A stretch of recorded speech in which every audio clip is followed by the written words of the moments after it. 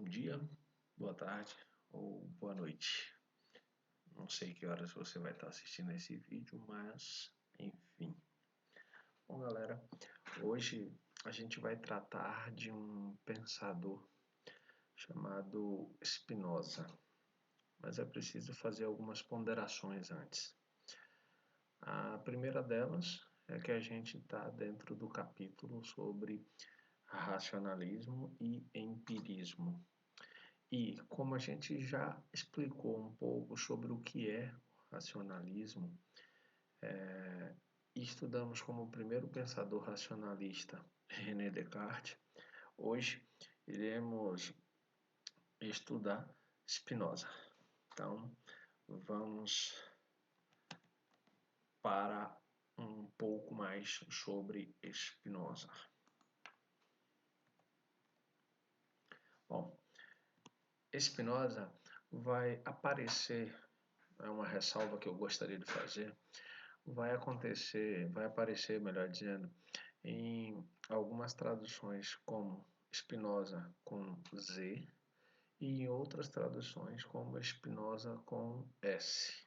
Como o livro de vocês já traz Spinoza com S, eu decidi mantê-lo, até porque a maior parte dos historiadores da filosofia que nós temos no Brasil também abordam Spinoza com S. Bom, o nome é Baruch Spinoza. Baruch Spinoza é de uma família judia e o que é interessante é o seguinte, os pais dele eram portugueses. Portugueses num período em que Portugal estava vinculado à Espanha na época da União Ibérica. E como a Espanha começou a perseguir os judeus, a expulsá-los de seu território, a família de Baruch Spinoza também foi expulsa de Portugal e fugiram para a Holanda, na época chamada ainda de Países Baixos. Quando a gente para pensar nisso, a gente para também para pensar que ele sai de Portugal, de uma estrutura e uma maneira de pensar específica que os portugueses tinham, os pais dele saem, e ele vai nascer em Amsterdã, na Holanda. E quando você para pensar, Amsterdã já era um lugar extremamente aberto a outras formas de pensamento, a outras formas de interpretação. Então ele nasce nesse contexto de uma família judia e desde muito cedo se envolve com uma busca incessante pelo conhecimento.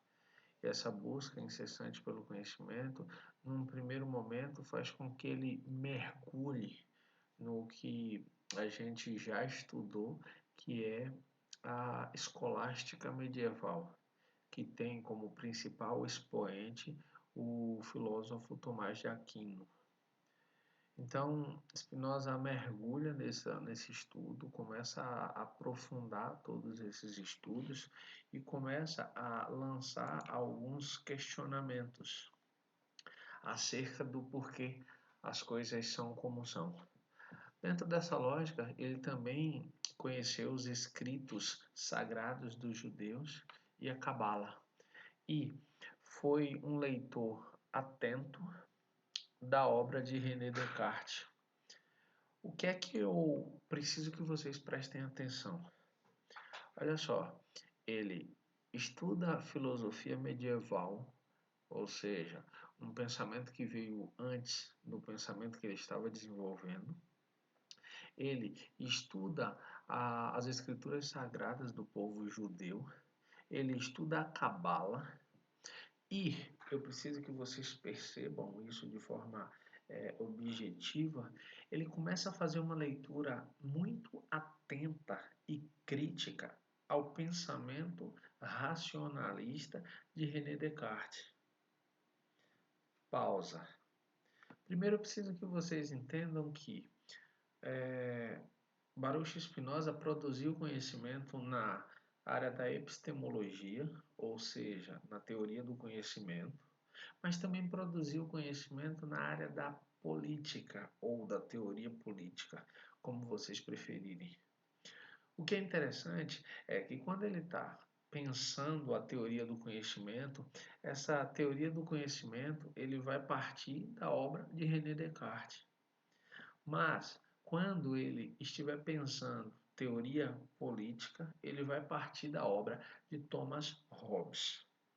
Então, foi só para exemplificar, para deixar claro que hoje a gente está falando de racionalismo, e racionalismo é uma área da epistemologia, ou seja, da teoria do conhecimento. E que a teoria política de Spinoza a gente vai ver mais para frente, num outro contexto, num outro momento do conteúdo.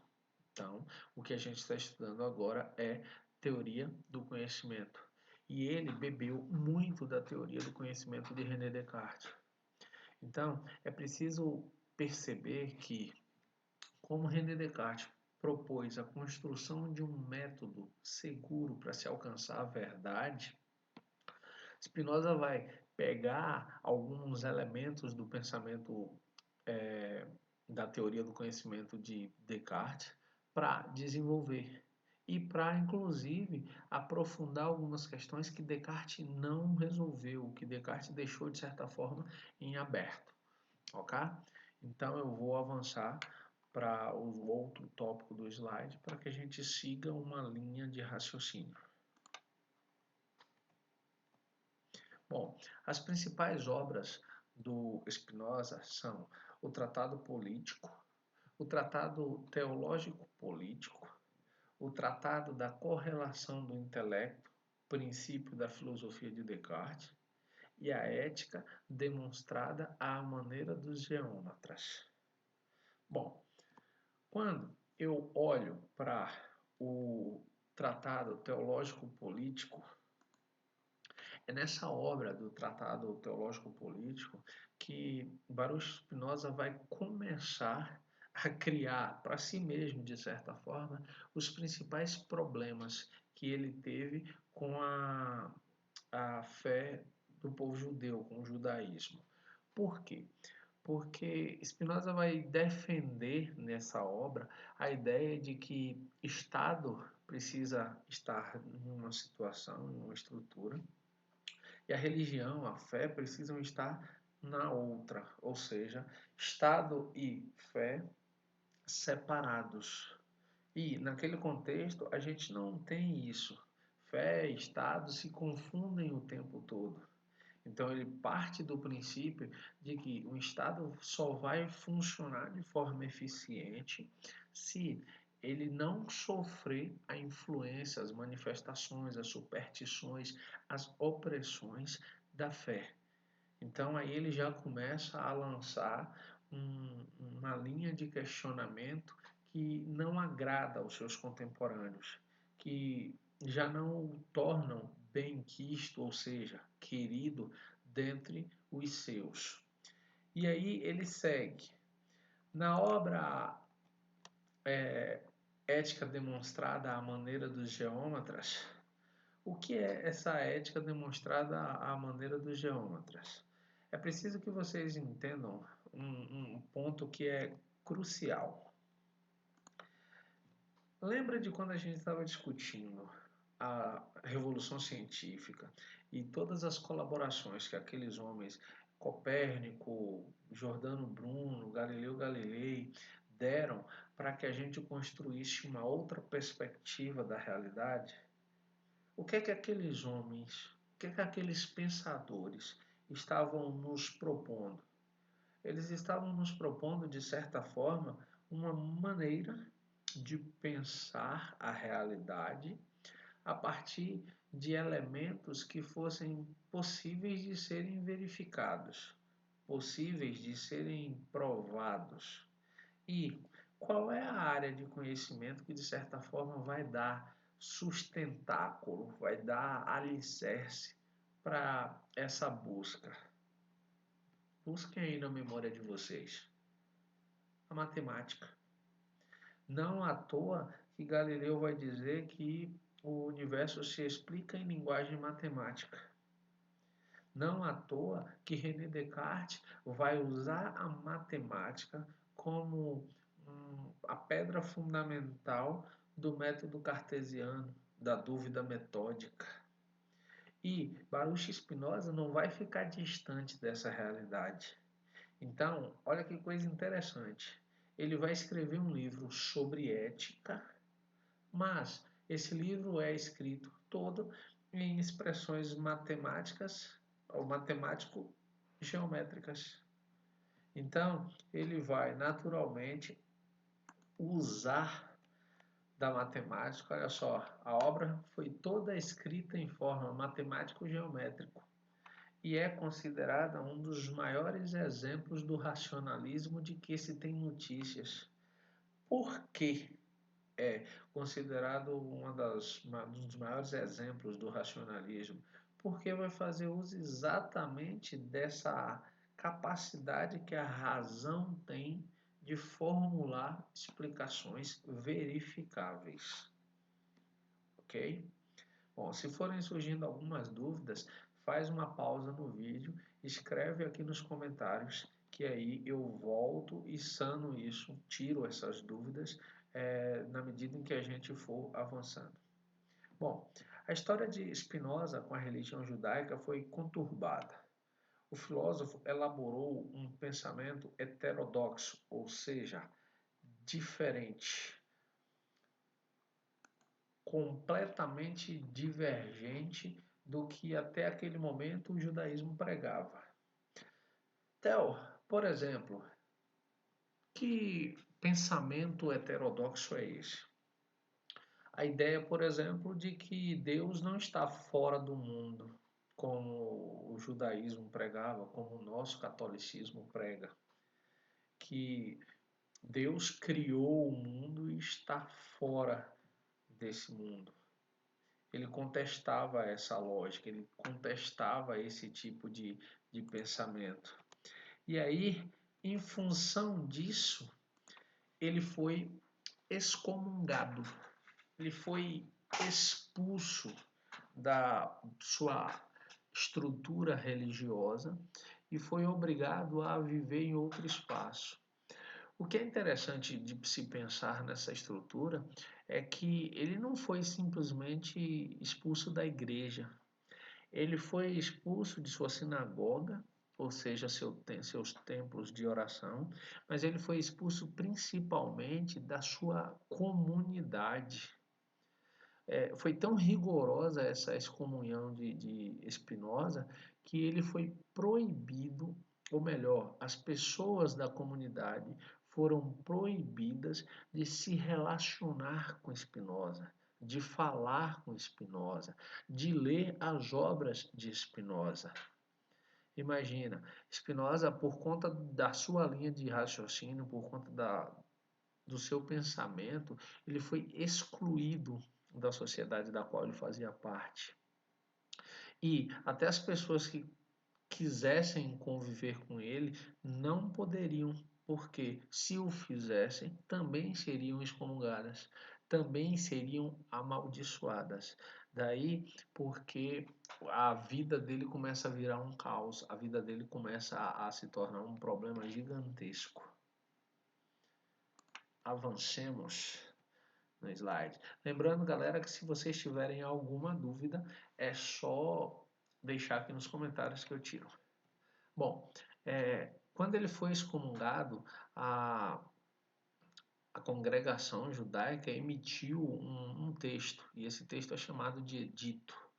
E o que é interessante é que Baruch, em latim, significa benedictus, ou seja, para o português seria benedito. Só que quando esse edito foi escrito, eles não usaram o termo benedictus, mas substituíram esse termo por maledictus. Então, Baruch Spinoza ficou conhecido na história da filosofia por conta desse edito como o filósofo maldito, ou seja, o filósofo que não foi bem quisto porque suas ideias o afastaram de suas crenças e de sua comunidade. Para vocês terem ideia do quanto isso foi extremamente danoso para Spinoza, que o termo espinosismo, que seria a denominação, por exemplo, de algo que está vinculado ao pensamento de Spinoza, ficou durante muito tempo na história da filosofia, durante a vida dele e um tempo depois da morte dele, como algo marginal, como algo que as pessoas não gostariam de terem seus nomes vinculados. Então, Leibniz, que foi um filósofo que conviveu com Spinoza, que bebeu da fonte das obras de Spinoza, quando ele foi contestado sobre essa relação de trocas de informações e de conhecimentos sobre filosofia, Leibniz negou.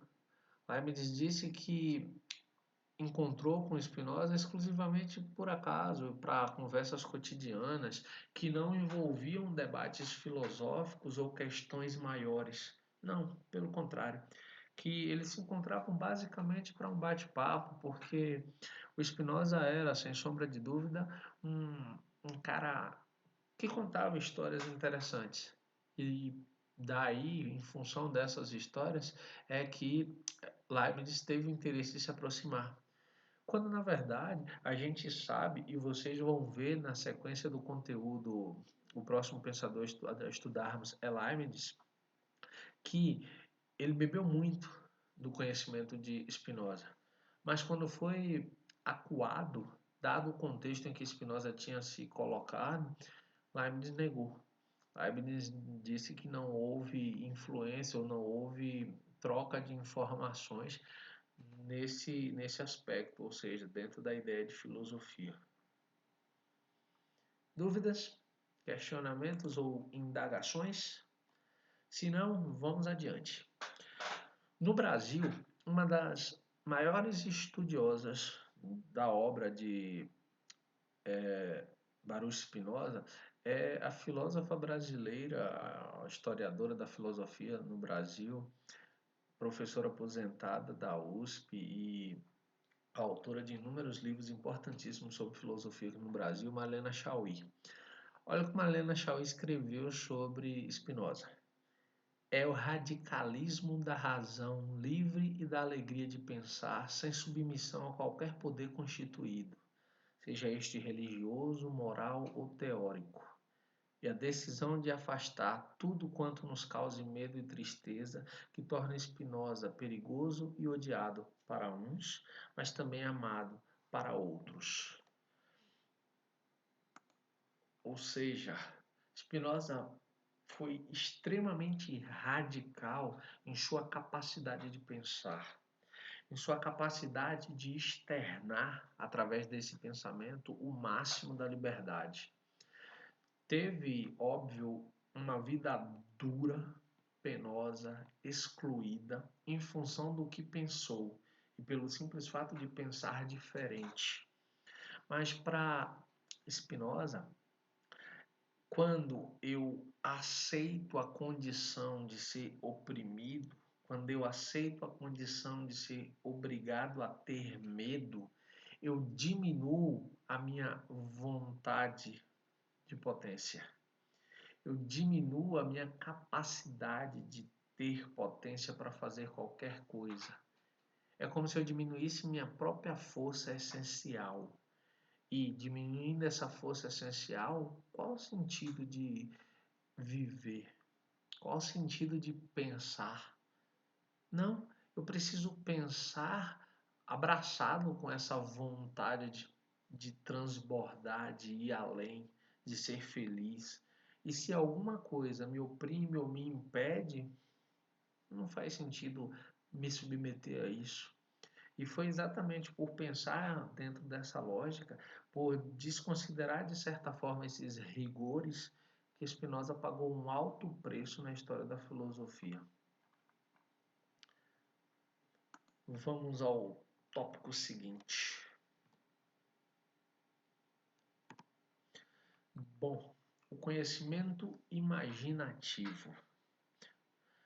Spinoza vai pensar o seguinte: a imagem que o ser humano criou sobre Deus é o resultado da projeção das qualidades do próprio ser humano num ser superior e supremo, ou seja, em uma imagem antropomórfica. Tem uma fala que alguns palestrantes utilizam de uma forma muito interessante. Eles dizem assim: se, inclusive eu já usei em sala de aula com vocês, se um animal qualquer, vamos pensar um cavalo, tivesse a possibilidade de nos falar sobre sua crença, provavelmente o Deus desse cavalo teria forma de cavalo. Lembra quando a gente estava discutindo como o heliocentrismo deslocou toda uma teoria, não apenas de que o Sol não era o centro, ou melhor, que a Terra não era o centro do universo, e que o Sol era esse centro do universo, e que era a Terra que girava em torno dele e não o contrário. Não era só uma teoria científica. Lembra quando a gente pensou e discutiu em sala que essa nova teoria alterava também a percepção que o homem, o religioso, tinha da ideia de ser filho de Deus, feito à sua própria imagem e semelhança, ou seja, o centro da criação. Baruch Spinoza vai dizer que esse é um equívoco que nós construímos. Por quê? Porque estamos habituados a pensar Deus a partir das nossas próprias referências. Estamos acostumados a pensar Deus a partir da nossa própria imagem. E é por isso que Deus aparece com algumas características nossas, algumas características humanas, inclusive a forma. Ou seja, como ele bem coloca, uma forma, uma situação, uma construção antropomórfica, ou seja, uma forma humana. Tranquilo até aqui? Podemos avançar? Então ele vai dizer: Deus não age e nem pensa como nós. Como assim Deus não age e não pensa como nós? Se nós fomos feitos à imagem e semelhança de Deus, e se a gente pensa e age de uma determinada forma, é provável que Deus haja e pense dessa mesma forma. Só que Spinoza vai lançar algumas questões, alguns problemas.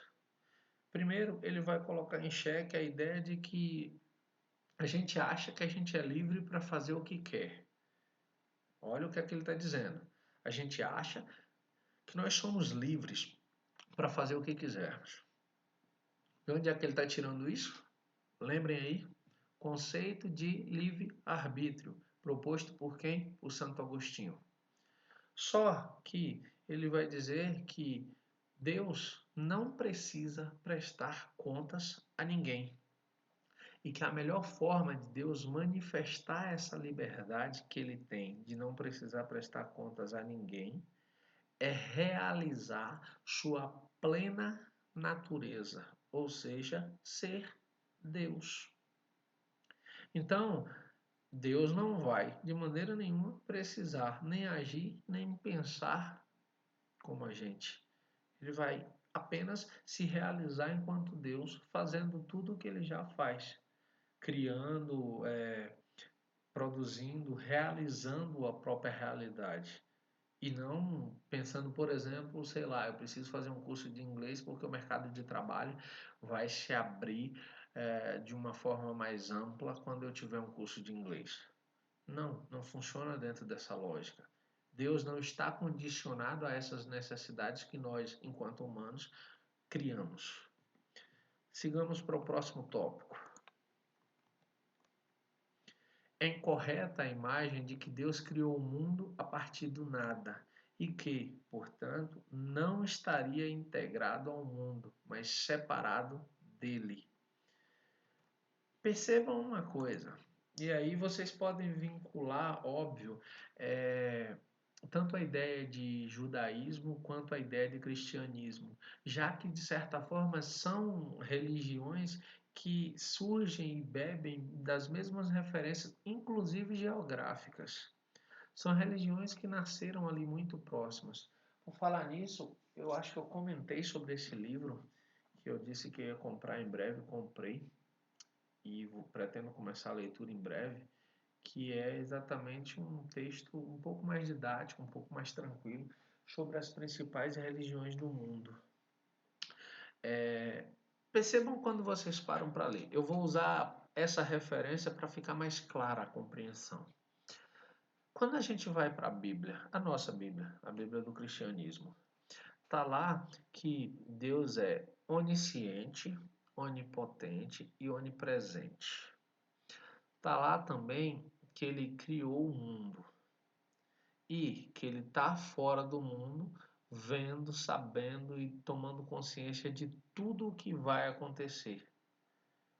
Então, Deus é uma força externa que observa tudo que ele criou, ou seja, toda a realidade é criação de Deus e ele está fora dessa realidade. Por que ele está fora dessa realidade? Porque foi ele quem criou essa realidade. Então ele está fora dela. Ele manuseou essa realidade, ele criou da forma que ele quis. Beleza, vamos para o próximo tópico. Para Spinoza, no entanto, nosso intelecto tem condições de compreender racionalmente toda a realidade e as leis que regem o universo. Percebam como começa a problematizar. Bom, é natural que a fé, que a religiosidade nos diga o seguinte: quando nos falta explicação para algo, a gente normalmente atribui a uma sabedoria divina e essa sabedoria divina é inquestionável. É natural que nos espaços religiosos existam dogmas que estão postos como dogmas religiosos, ou seja, como verdades absolutas, e elas não devem, não podem ser questionadas. E quando alguém insiste numa pergunta ou num debate sobre elas, é natural que uma autoridade religiosa rebata argumentando que aquela é uma verdade divina que não deve ser questionada. Que nós, enquanto seres humanos inferiores a Deus, não seríamos capazes de compreender aquela verdade divina. Spinoza vai caminhar no sentido contrário. Spinoza vai dizer que o nosso intelecto, que o intelecto humano, é capaz de conhecer qualquer coisa. É capaz de investigar e compreender desde os fenômenos inexplicáveis dentro da natureza, como as próprias ações humanas que aparentemente não teriam explicação. Então percebam, Spinoza está dizendo que, para além da ideia de uma sabedoria divina, há a ideia de que nós, enquanto indivíduos, enquanto humanos, somos capazes de compreender essas verdades, essas realidades. Vamos para o próximo tópico. O intelecto humano é capaz de entender os fatos aparentemente inexplicáveis da natureza, explicar as atitudes irracionais do ser humano, esclarecer todos os problemas que parecem misteriosos e obscuros e eliminar de uma vez por todas milagres e as superstições. E aí ele vai começar a tocar num assunto, num ponto muito delicado.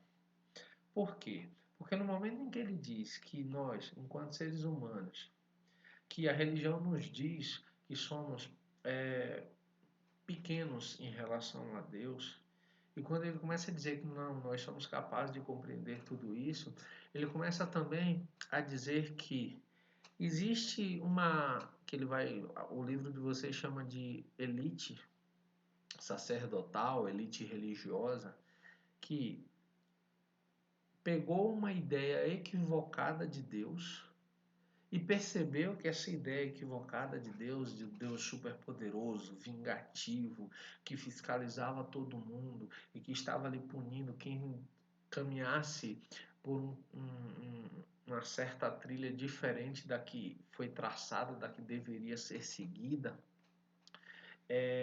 que essas pessoas seriam punidas pelo próprio Deus, que a ira desse Deus vingativo cairia sobre essas pessoas. E aí ele diz que essas superstições, que essas interpretações equivocadas criaram uma submissão para as pessoas. E que essas pessoas aceitaram essa submissão, por quê? Porque elas foram impostas por quem? Por autoridades religiosas. Essas autoridades que ele vai chamar de elites sacerdotais ou elites religiosas. Agora imagina um jovem filósofo que e que estudou de certa forma para se tornar uma autoridade religiosa dentro do mundo judeu.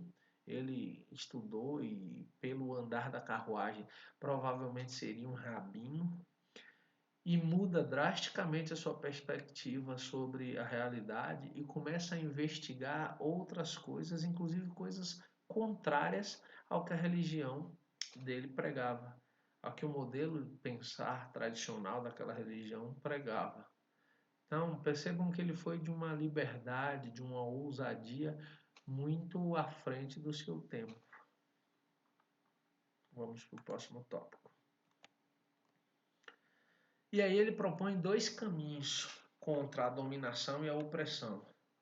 O primeiro é pensar ou interpretar as escrituras sagradas dentro de um contexto histórico. Percebam, olha a sagacidade, olha a inteligência de Spinoza, quando ele diz, olha, é preciso lembrar que as escrituras sagradas foram escritas num determinado contexto e que se a gente desloca determinadas fábulas, determinadas histórias, determinados fatos históricos, se a gente retira desse contexto e tenta aplicá-lo a um outro, é possível que essa explicação não funcione. É possível que essa explicação, inclusive, crie uma confusão no entendimento.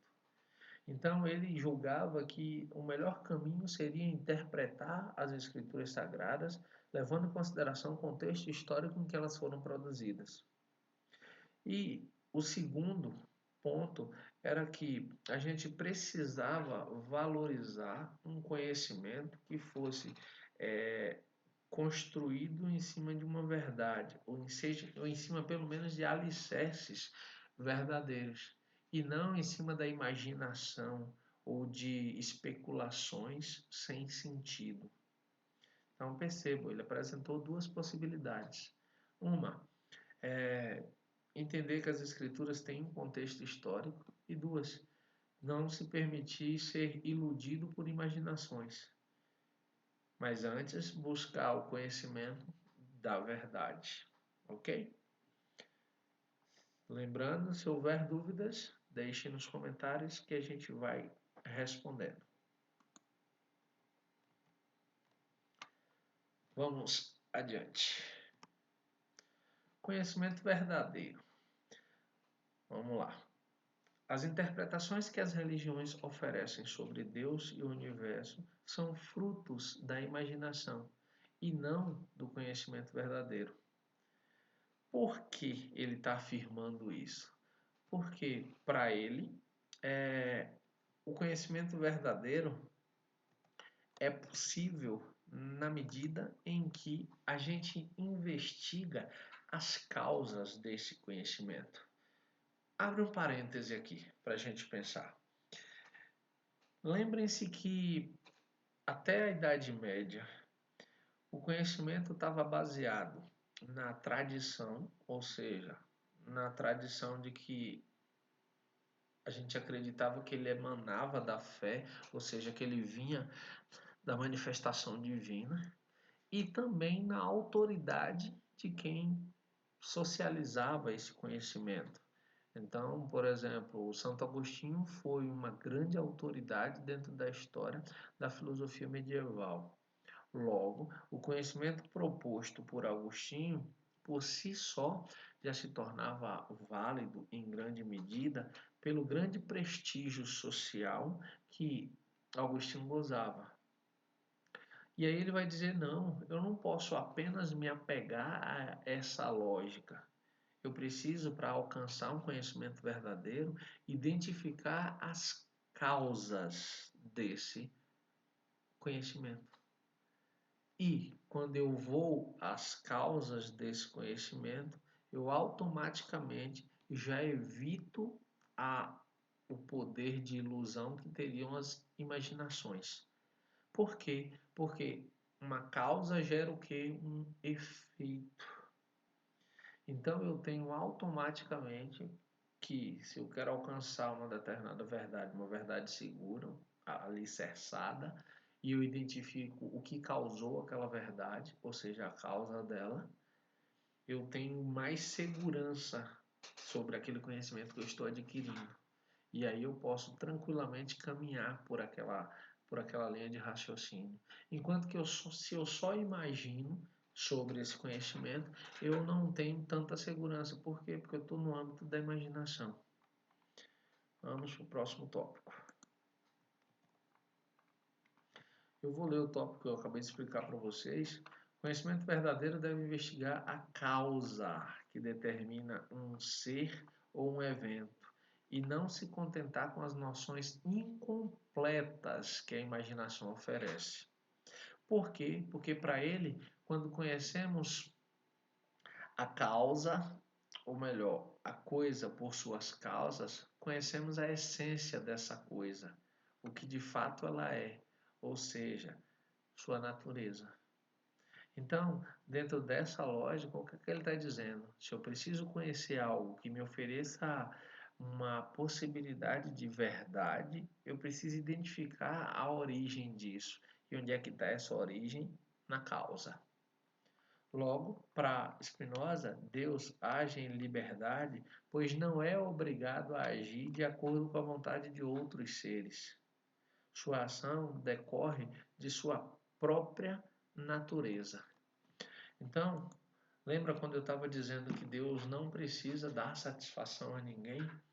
Então, pelo fato de não precisar, o máximo da liberdade de Deus é manifestado por sua plena natureza, pelo desenvolvimento e prática de sua natureza. Só que aí vem a grande sacada do pensamento de Spinoza. Por que a grande sacada? Porque quando a gente para pensar em Deus, feliz ou infelizmente, por nossas referências religiosas, a gente quase sempre pensa Deus transcendente, ou seja, Deus fora dessa realidade. Lembrem desse conceito. É um conceito que normalmente é muito cobrado em vestibulares quando a gente está pensando em Spinoza. Spinoza está contestando exatamente a ideia de um Deus transcendente, ou seja, um Deus fora da realidade. Se ele está questionando essa transcendência de Deus, qual é então, Theo, o argumento que ele vai usar para contrapor essa ideia de transcendência? Bingo! Ele vai usar o conceito de Deus imanente. Como assim Deus imanente? O que é imanente? Imanente é aquilo que faz parte, que está junto, que é parte do que existe. E aí talvez seja dos pensamentos mais belos dentro da filosofia, porque ele vai dizer o seguinte: Deus não está fora da realidade. Deus não é transcendente porque ele não criou a realidade. Deus é imanente porque ele é a própria realidade. Ele é imanente porque ele está em tudo. Ele está nos seres humanos, ele está nos animais, ele está em todos os seres vivos e nos seres inanimados que existem. ele está no bem, ele está no mal, ele está na saciedade e na completa ausência. Ou seja, a ideia que Spinoza tem de Deus é de um Deus presente em todas as realidades possíveis de tudo o que existe, e não como um ser superior, supremo e vingativo que observa sua própria criação e pune ou os beneficia de acordo com seu bel prazer. Não. Para Spinoza, Deus faz parte de tudo. Ok? E aí, dúvidas? Questionamentos? Estão curtindo a aula e esse formato? Deixem nos comentários, eu quero saber a opinião de vocês. Até porque para a gente ir alinhando de acordo com o que vocês estiverem assimilando, para que a gente construa outras possibilidades. Eu vou lá no próximo tópico do slide para a gente caminhar para as amarrações. Ok?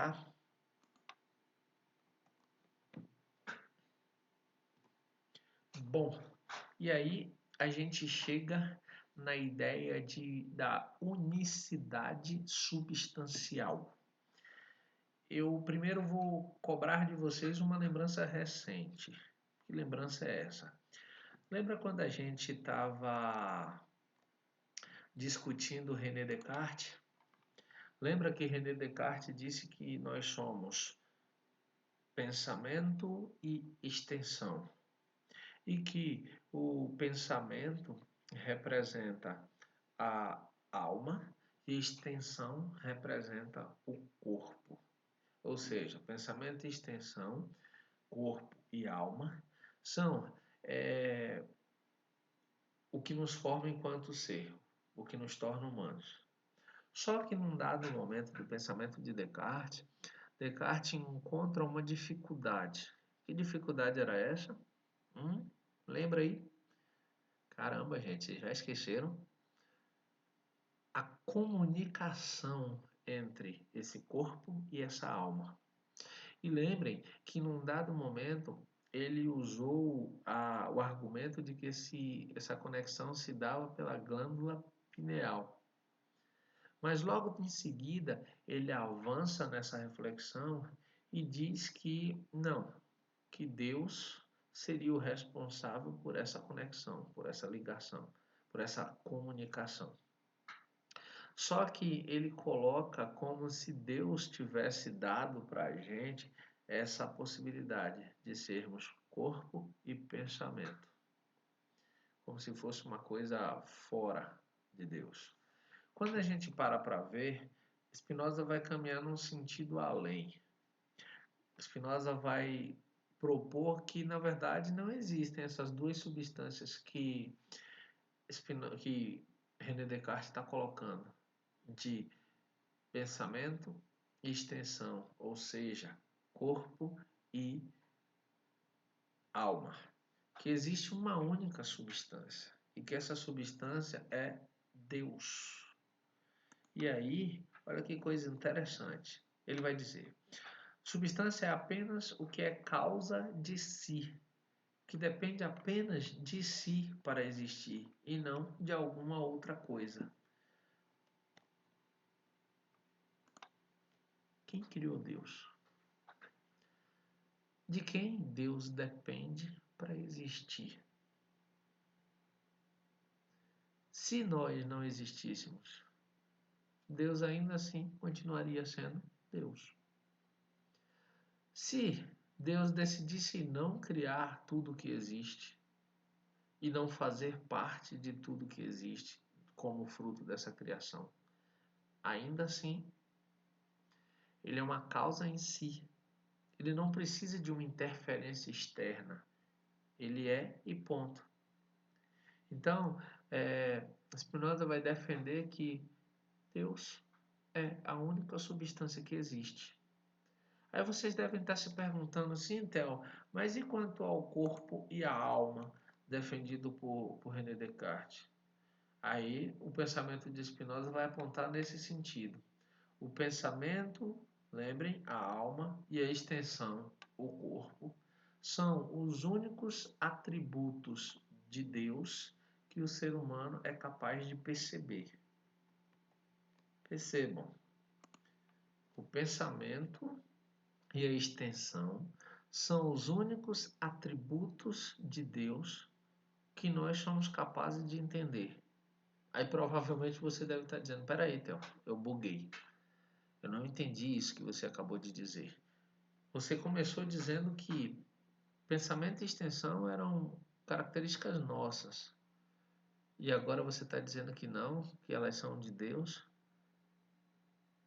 Qual é que está certo? Na verdade, os dois estão. Por quê? Porque para Spinoza, pensamento e extensão, ou seja, corpo e alma, são atributos divinos e infinitos enquanto são de Deus. Mas Deus, como parte de tudo que existe, concede esse modo de pensamento e extensão para nós, seres humanos, só que não de maneira infinita como é nele, mas de maneira finita para nós seres humanos. Então, lembrem desse momento, prestem atenção bastante nessa fala que eu vou refazer. Pensamento e extensão são atributos infinitos de Deus e modos finitos em nós, seres humanos. Ok? E aí, alguma dúvida? Deixe aí nos comentários.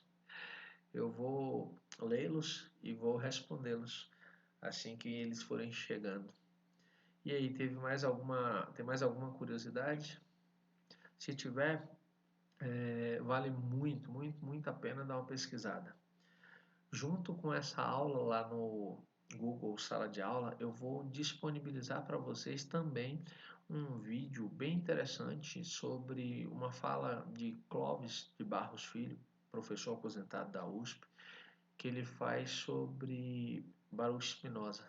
Ele faz uma fala bem legal, bem leve, bem divertida, tocando em pontos outros do pensamento de Spinoza, e que, se você tiver um pouquinho de curiosidade, vale muito a pena assistir. É pouco mais de 1 hora, mas é um bate-papo bem interessante. E quer queira, quer não, nesse momento o que a gente bem tem é tempo. Eu sugiro que vocês releiam com calma o conteúdo, que façam anotações do que caso não tenham compreendido, e a gente vai se falando. E, se possível, dá uma avançada para a leitura de Leibniz, porque aí vocês já vão se familiarizando com o pensamento dele e depois a gente se encontra para uma aula sobre ele, ok? Gente, eu vou ficando por aqui e a gente se encontra daqui mais uns dias. Nos encontraremos em breve. Valeu? Forte abraço. Tchau, tchau.